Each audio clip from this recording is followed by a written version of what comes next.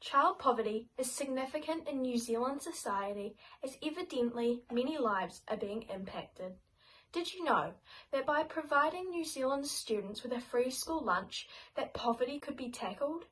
In 2017, the Child Poverty Monitor concluded that 12% of children were living in material hardship.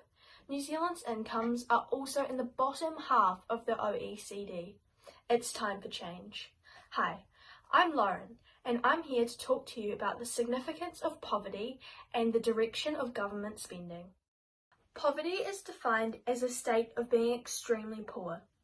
People in poverty do not have enough money to meet basic needs, including food, clothing, and shelter. Often, there is not much publicity of this in New Zealand, so many people are unaware that people living amongst us are in this situation.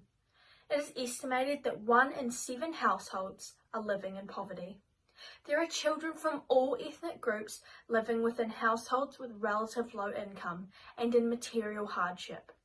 The rates of Māori and Pacific peoples are higher across most measures compared with the national average.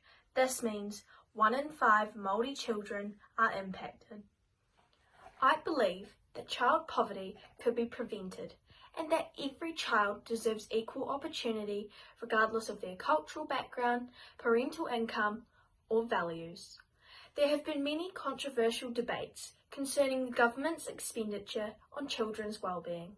Personally, I hold the perspective that healthcare should be more accessible to youth and that each child should receive one nutritionally balanced meal a day.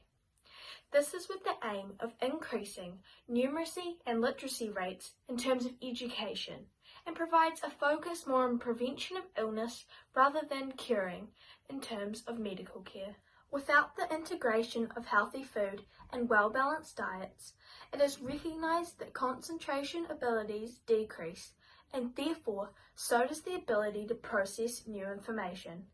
This demonstrates how it is a current equity issue impacting the education and health of younger generations.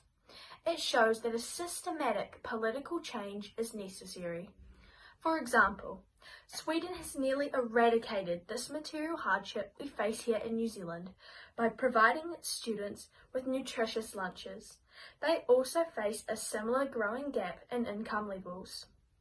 They use a system of higher taxes so that the priority of healthcare is centred to the children. It is said by Jacinda Ardern that child poverty reduction is a top priority for this government. It's my ambition for New Zealand to be the best place for a child. That means we have to address child poverty and child well-being. So should our country be replicating Sweden's successes? My first solution to eradicate child poverty would be to make sure every child in the country can be assessed at any given time. This means after-hours clinics should be free. Can we really put a price on the health of our youth? Secondly, there should be a development of healthy meals provided in schools throughout the country, regardless of school decile level, so that every student can have the nutrition they require and thus they can concentrate on their studies. Instead of relying on teachers to detect health concerns, thirdly, I believe that there should be consistent nurses within schools so that concerns can be more readily recognised through developed relationships. And in conclusion, in order to improve child well-being, the youth need to be properly fed, have a warm, dry place to live, and have access to free medical care.